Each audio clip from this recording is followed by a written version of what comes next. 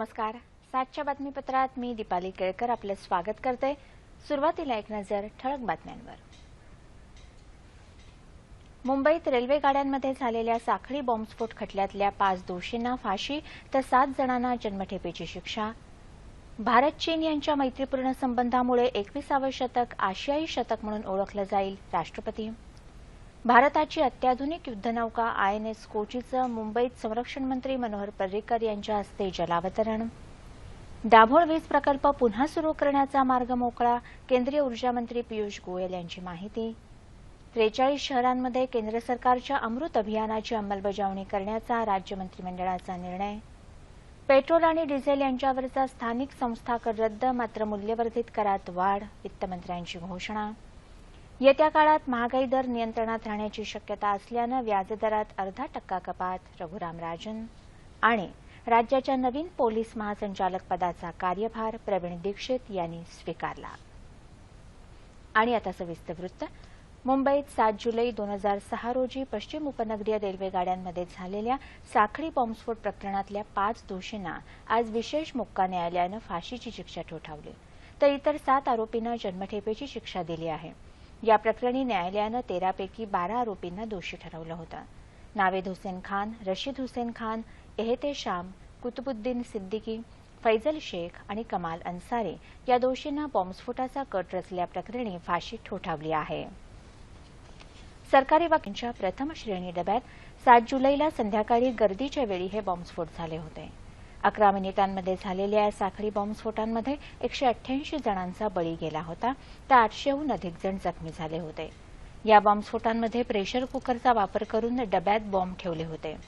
त्या आधारावर तपास करत दहशतवाद विरोधी पथकानं या कटाचा उलगडा केला.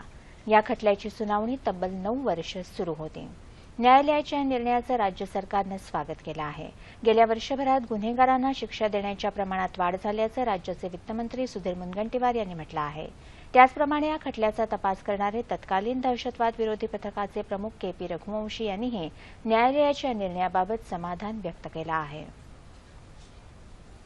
अड़चनें सामने आई थी, हर तरह के एलिगेशन लगाए गए थे. इसके बावजूद आज कोर्ट ने हमारे जो इन्वेस्टिगेशन के जो तथ्य उनके सामने रखे थे उसको यकीन करते हुए आज ये फाइनल वर्डिक्ट किया है. इससे हमारी पूरी ATS टीम का समाधान है. भारत आणि चीन यांच्यात मैत्रीचा नवा अध्याय सुरू होण्याच्या दृष्टीनं आता पोषक वातावरण निर्माण झालं आहे. या दोन्ही महासत्तांच्या उदयामुळे 21वे शतक हे खऱ्या अर्थानं आशियाई शतक म्हणून गणलं जाईल, असा आत्मविश्वास राष्ट्रपती प्रणव मुखर्जी यांनी व्यक्त केला आहे. आज चीनच्या स्वातंत्र्य दिनाच्या पूर्वसंध्येला अध्यक्ष शी जिनपिंग यांनी पाठवलेल्या शुभेच्छा संदेशात राष्ट्रपतींनी ही भावना व्यक्त केली आहे.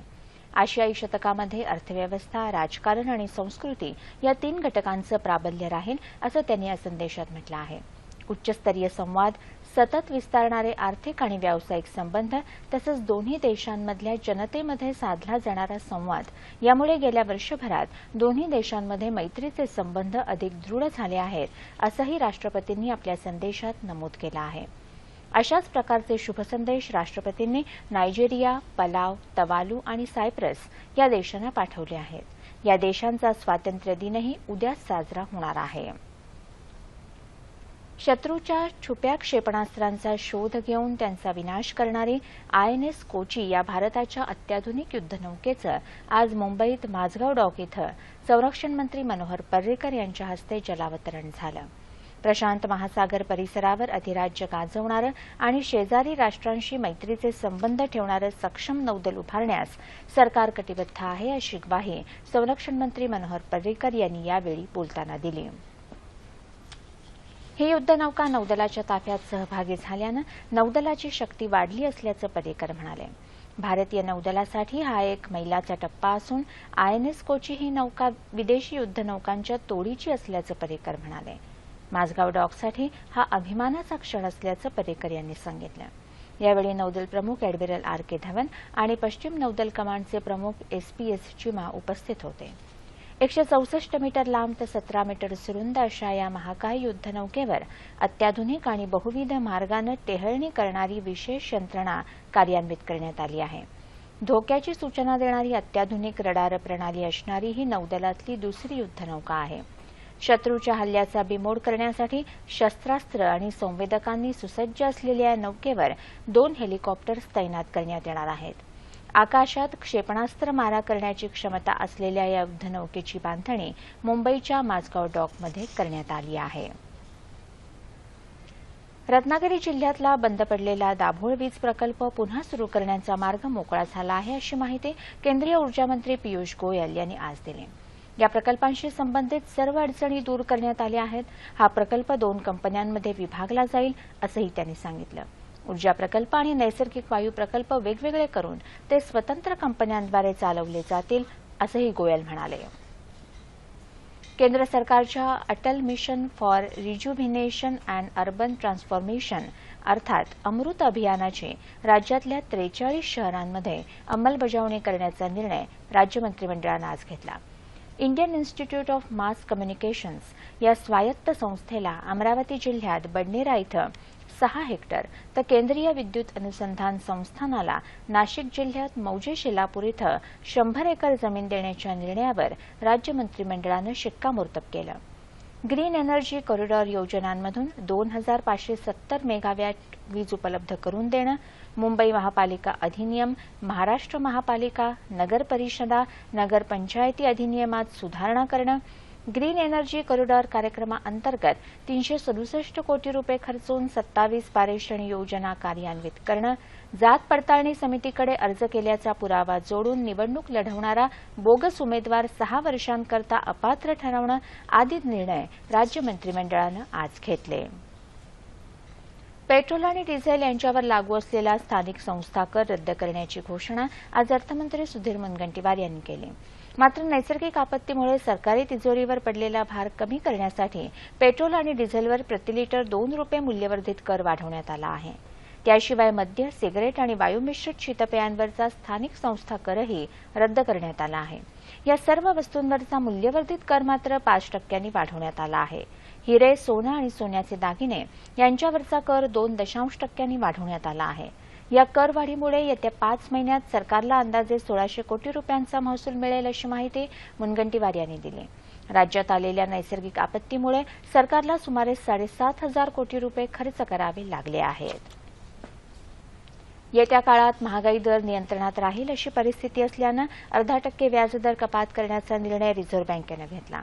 या निर्णयामुळे अर्थव्यवस्था आणि गुंतवणुकीला चालना मिळेल अशी अपेक्षा रिझर्व्ह बँकेचे गव्हर्नर रघुराम राजन यांनी व्यक्त केली. मुंबई दूरदर्शनला दिलेल्या विशेष मुलाखतीत ते आज बोलत होते.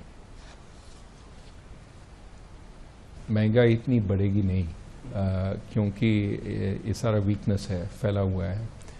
तो हमने सोचा कि 25 तो कर सकते हैं, लेकिन अगर और करेंगे तो शायद हमारे इंडस्ट्रियलिस्ट को थोड़ा कॉन्फिडेंस आएगा कि इन्वेस्ट करना है, कि डिमांड मांग बढ़ेगी और इसलिए हमारे प्रोडक्ट्स के लिए मार्केट होगी और हम इन्वेस्ट कर सकते हैं. तो इन्वेस्टमेंट बढ़ाने के लिए हमने थोड़ा एडवांस किया है ये रेट कट को. या दर कपातीमुळे खासगी आणि व्यावसायिक बँका व्याजदर कमी करून त्याचा लाभ ग्राहकांपर्यंत पोहोचवतील, असंही राजन म्हणाले. केंद्र सरकारनं अन्नधान्याच्या किमती नियंत्रणात ठेवण्यासाठी अनेक उपाययोजना केल्या आहेत. जागतिक स्तरावरही खाद्यान्न किमती आटोक्यात आहेत. हे व्यवस्थापन असंच सुरू राहिल्यास महागाई दर चिंतेचा विषय ठरणार नाही, असं राजन म्हणाले. वित्तीय तूट भरून काढण्याचं लक्ष्य गाठण्यासाठी प्रयत्न व्हावेत, अशी अपेक्षा राजन यांनी व्यक्त केली. जागतिक अर्थव्यवस्था कमकुवत स्थितीत आहे. त्याचा थोडा बहुत परिणाम भारतावर जाणवणं साहजिक आहे. आपल्या सकल राष्ट्रीय उत्पन्नाचा 50% वाटा हा आयात निर्यातीसारख्या बाह्य गोष्टींवर अवलंबून आहे. त्यामुळे जागतिक अर्थकारणापासून आपण अलिप्त राहू शकत नाही. मात्र देशात थेट परदेशी गुंतवणूक वाढली आहे. त्यामुळे जागतिक मंदीचा लाभ होण्याची संधी भारताला मिळाली असल्याचं राजन म्हणाले. राज्याचे नवीन पोलीस महासंचालक म्हणून प्रवीण दीक्षित यांनी आज कार्यभार स्वीकारला. संजीव दयाल शर्मा हे आज सेवानिवृत्त झाले. त्यांच्या जागी लाचलुचपत प्रतिबंधक विभागाचे महासंचालक असलेले प्रवीण दीक्षित यांची पोलीस महासंचालकपदी नियुक्ती करण्यात आली आहे. आज कार्यभार स्वीकारल्यानंतर दीक्षित यांनी मुंबईत पत्रकारांशी संवाद साधला. पोलीस खात्याचं नेमकं काय प्राधान्य राहील, कोणती आव्हानं समोर आहेत, याबाबत त्यांनी यावेळी माहिती दिली.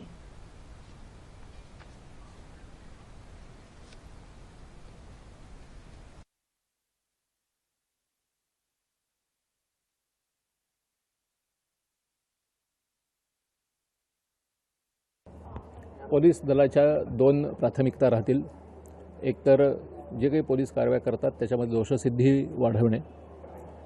दुसरं, पोलीस ज्या काही कारवाया करतात त्या संपूर्ण कारवायांसाठी पोलिसांना लोकाभिमुख बनवणे हे एक मोठं आव्हान आहे आणि लोकांच्या मदतीने या ज्या काही समस्या आहेत त्या समस्यांवरती तोंड देणे.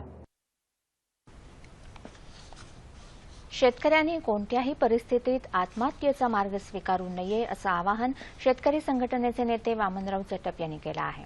ते आज हिंगोलीत दुष्काळ परिषदेत बोलत होते. दुष्काळी जिल्ह्यात सर्व उद्देशांची पूर्तता करण्यासाठी तालुका आणि गाव पातळीवर 10 पुरुष तसंच 5 महिलांची समिती नेमावी असं ते म्हणाले. शेतकऱ्यांनी खचून न जाता समितीशी संपर्क साधावा असं आवाहन चटप यांनी केलं. शेतकऱ्यांची संपूर्ण कर्जमुक्ती, नवतंत्रज्ञान थेट शेतकऱ्यांपर्यंत पोहोचवणं, त्यांच्या मुलांना विनाअट शिक्षण कर्ज, आजारपण, कार्यासाठी मदत यासह अनेक मागण्या दुष्काळ परिषदेत शेतकरी संघटनेनं केल्या. शेतकरी संघटनेचे गुणवंत पाटील, उत्तमराव वाभळे, सरोजताई काशीकर यासह अनेक नेते, कार्यकर्ते यावेळी उपस्थित होते. आणि आता हवामान वृत्त आणि हवामानाचा अंदाज. येत्या 36 तासात कोकणात काही ठिकाणी तर मध्य महाराष्ट्र, मराठवाडा आणि विदर्भात तुरळक ठिकाणी मेघगर्जनेसह पाऊस पडण्याची शक्यता आहे. विशेषतः आज राज्यात काही ठिकाणी तुरळक पाऊस पडण्याचा अंदाज हवामान विभागानं वर्तवला आहे. आणि आता तापमान अंश सेल्सिअसमध्ये.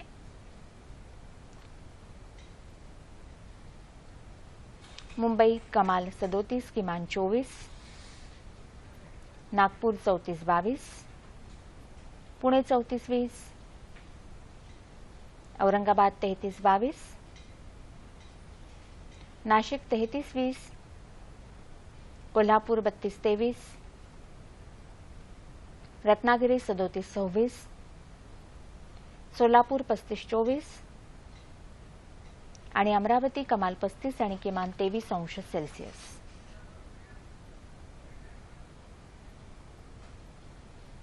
शेवटी ठळक बातम्या पुन्हा एकदा. मुंबईत रेल्वे गाड्यांमध्ये झालेल्या साखळी बॉम्बस्फोट खटल्यातल्या 5 दोषींना फाशी तर 7 जणांना जन्मठेपेची शिक्षा. भारत चीन यांच्या मैत्रीपूर्ण संबंधांमुळे 21सावं शतक आशियाई शतक म्हणून ओळखलं जाईल, राष्ट्रपती. भारताची अत्याधुनिक युद्धनौका INS कोचीचं मुंबईत संरक्षण मंत्री मनोहर पर्रिकर यांच्या हस्ते जलावतरण. दाभोळ वीज प्रकल्प पुन्हा सुरू करण्याचा मार्ग मोकळा, केंद्रीय ऊर्जा मंत्री पियुष गोयल यांची माहिती. 43 शहरांमध्ये केंद्र सरकारच्या अमृत अभियानाची अंमलबजावणी करण्याचा राज्य मंत्रिमंडळाचा निर्णय.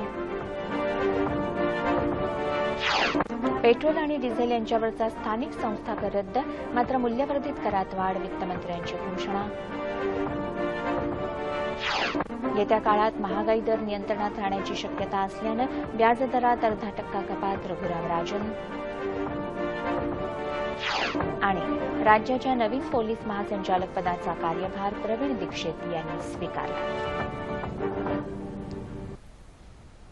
याबरोबरच हे बातमीपत्र संपलं. जलतरणपटूंसाठी आव्हान असलेली इंग्लिश खाडी अवघ्या 12 तास 42 मिनिटात पोहून पार करण्याचा नवा विक्रम करणाऱ्या तसंच जिब्राल्टरची सामुद्रधुनी 3 तास 16 मिनिटात पार करून आशियाई विक्रम करणाऱ्या शुभम वनमाळी याला आज 9:30च्या बातम्यांमध्ये निमंत्रित केलं आहे. तेव्हा पुन्हा भेटूया पुढील बातमीपत्रात आपल्या सह्याद्री वाहिनीवर. नमस्कार.